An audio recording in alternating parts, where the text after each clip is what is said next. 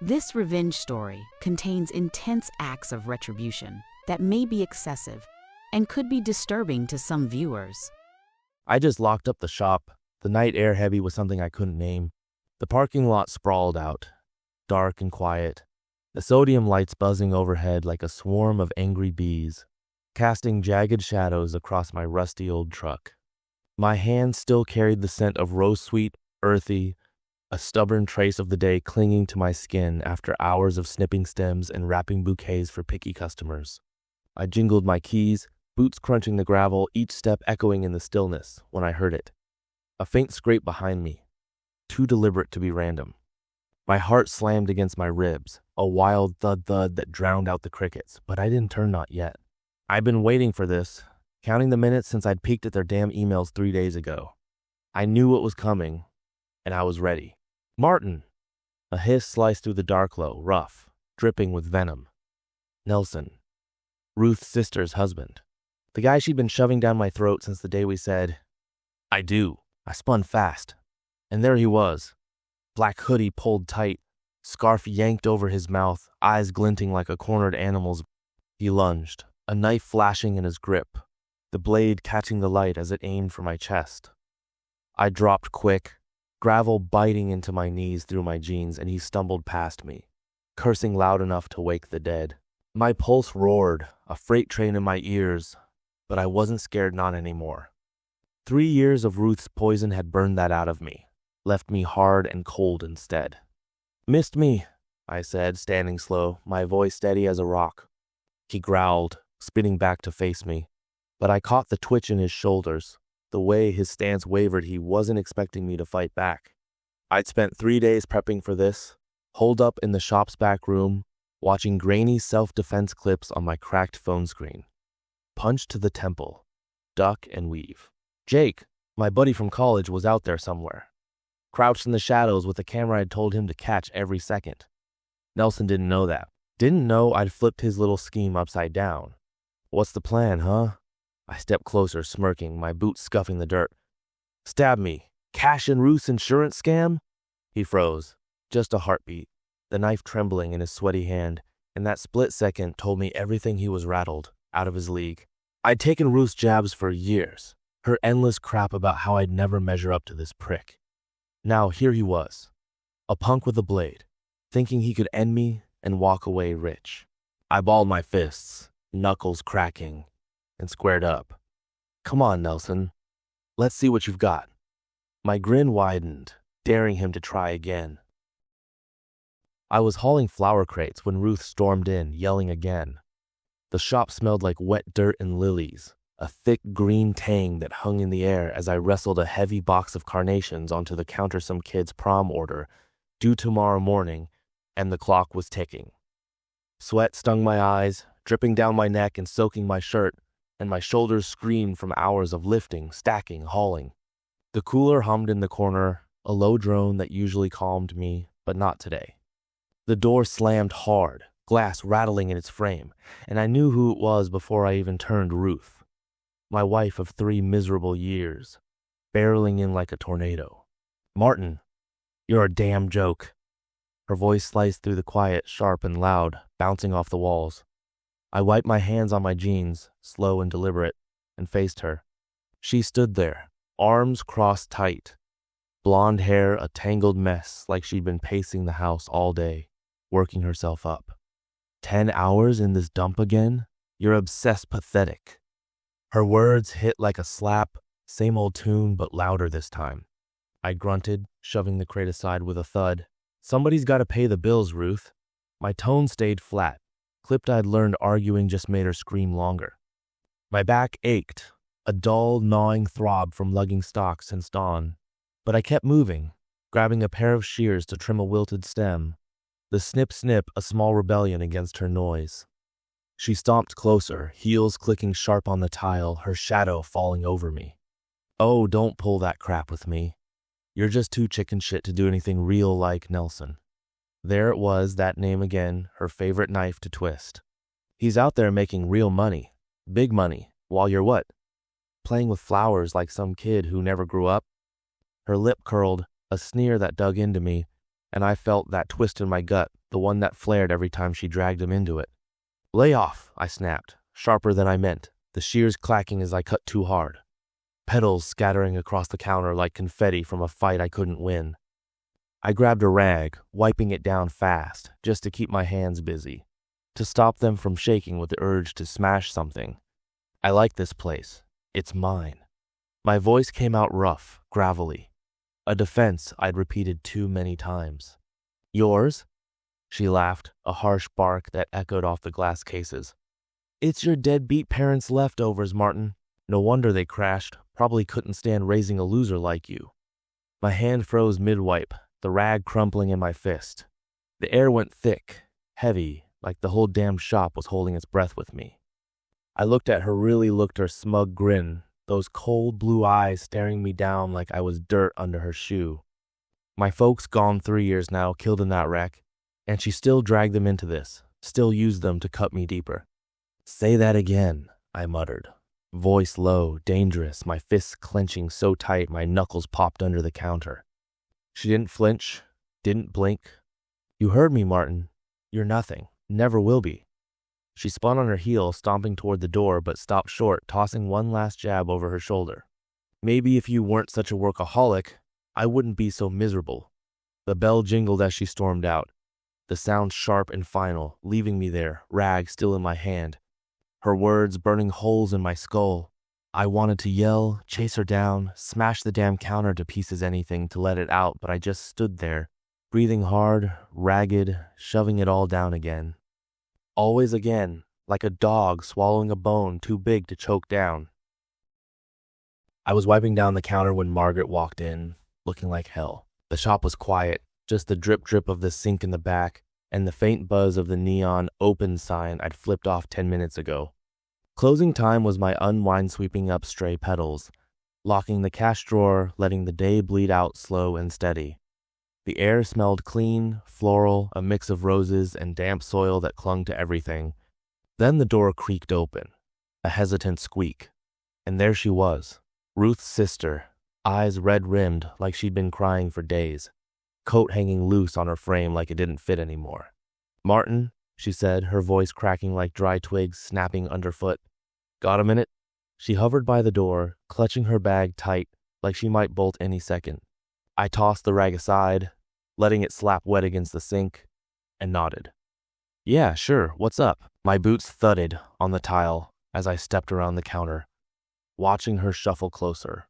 She dropped a messy stack of papers and photos on the counter, her hands shaking bad as she spread them out, blurry shots of Ruth and Nelson sneaking around, motel signs half lit in the background, emails printed in stark black ink that looked like they'd been ripped straight from a nightmare. I picked one up, squinting at Ruth's words. "Martin's shop's been solid since his folks ran it. He's got savings, inheritance too." Nelson's reply jumped out next. "And insurance? You get him signed up?" Then Ruth again, chilling as hell. "Let's do it soon." My stomach lurched. A quick, sick twist, but it wasn't shock, it was recognition. Like a lock clicking open in my head. "They're screwing around," Margaret said, hugging herself tight, her nails digging into her arms. "And they're planning to hurt you. For the money." She looked at me, eyes wet but steady, waiting for me to react. To say something, anything. I leaned back against the cooler, the glass cold through my shirt, seeping into my skin like a wake-up call. "Insurance?" I muttered, almost laughing, the sound bitter and low in my throat. She kept pushing me. "What if something happens?" All sweet, batting her eyes like she cared. I could still see her, weeks back, hovering over me with those papers, her voice all fake sugar. I hadn't signed up, thank God, just shoved them in a drawer and forgot them. Too pissed to play along. But Ruth thought I had. Thought she'd set me up perfect for this. I glanced at Margaret, her face pale under the fluorescence. "You okay?" She shook her head, quick and sharp, like it hurt to move. "I'm done, Martin. I want damages and out away from them." Her voice hardened, cutting through the quiet like a blade. "What about you?" "Divorce," I said, no hesitation, no second guessing. The word falling out heavy and final. Right now, I tapped the emails, fingers drumming fast as my mind raced, pieces snapping together. I'll handle it. You in? She nodded, pushing the stack toward me with a shaky hand. Take it. I can't look at it anymore. I just can't. I gathered the evidence, the weight of it hitting me hard, not just paper, but proof, cold and real. Ruth wanted me dead. For cash. My chest burned, a raw, jagged ache of hurt and fury, but mostly this cold, sharp focus taking over, spreading through me like ice. I could see it all, nowhere jabs about Nelson, her whining about the shop, every little dig she'd thrown at me building to this moment. I'd been blind, swallowing it all, letting her grind me down, but not anymore. I'll make 'em pay, I told Margaret, my voice hard as nails, steady as the counter under my hands. Both of 'em. She nodded again, weaker this time, and slipped out, the door shut behind her. I stood there, alone, flipping through those damn emails again, my jaw tight, my hands still not a tremble, not a flinch. I was already plotting, every step falling into place like petals in a perfect arrangement. I stepped into the parking lot, knowing tonight was it. The gravel crunched under my boots, loud in the stillness, the air sharp with a late spring chill that bit at my knuckles and crept up my sleeves. I'd locked the shop 10 minutes ago, the scent of daisies and damp soil still clinging to my jacket, a faint reminder of the day I'd just punched through. My truck sat 50 feet away, a hulking shadow under the flickering sodium lights, their buzz filling the quiet like a warning hum.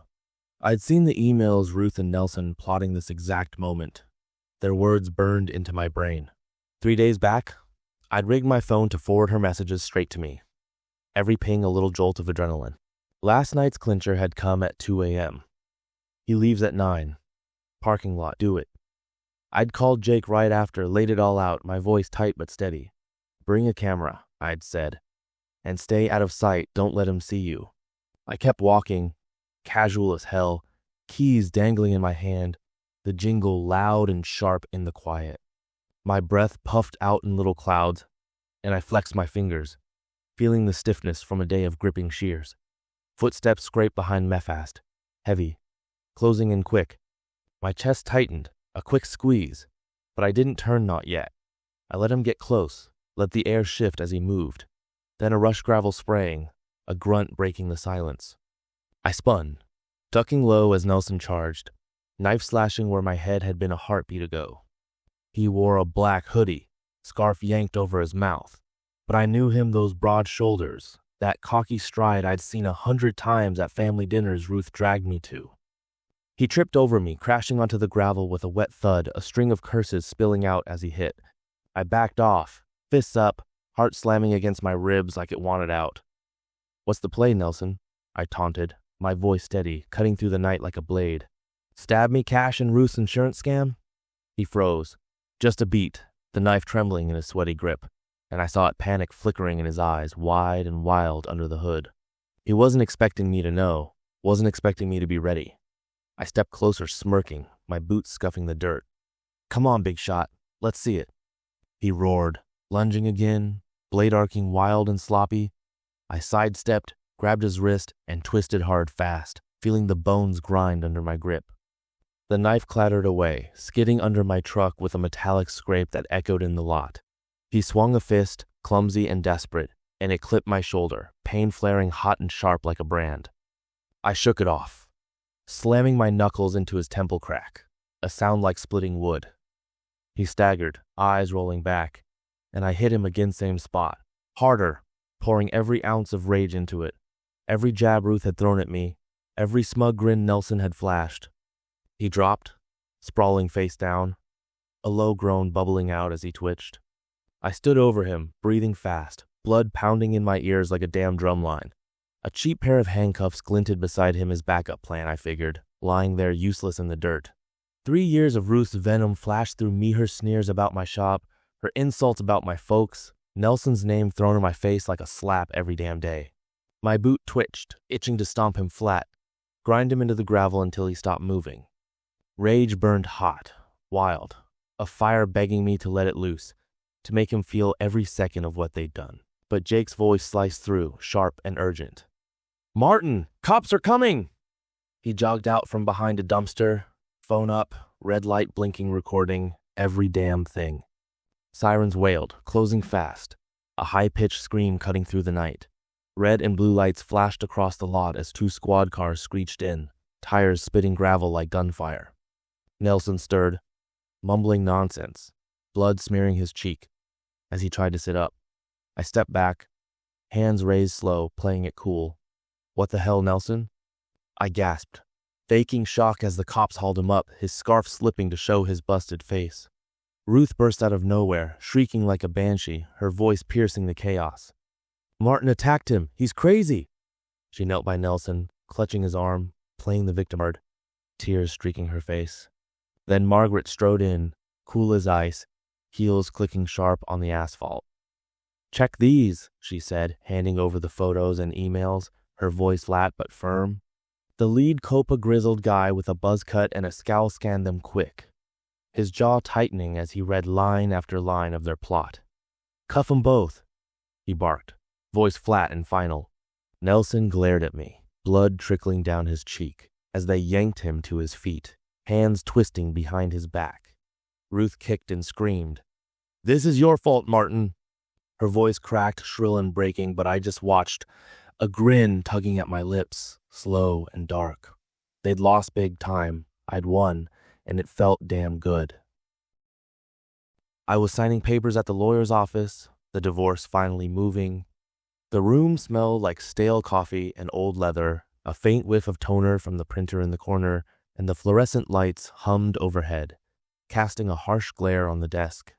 My attorney, Greg, slid the lawsuit docs across $80,000 each from Ruth and Nelson for emotional distress and attempted assault, typed up neat and legal.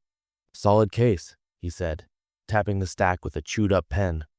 "Evidence is airtight photos, emails, Jake's video. They're screwed 6 ways to Sunday."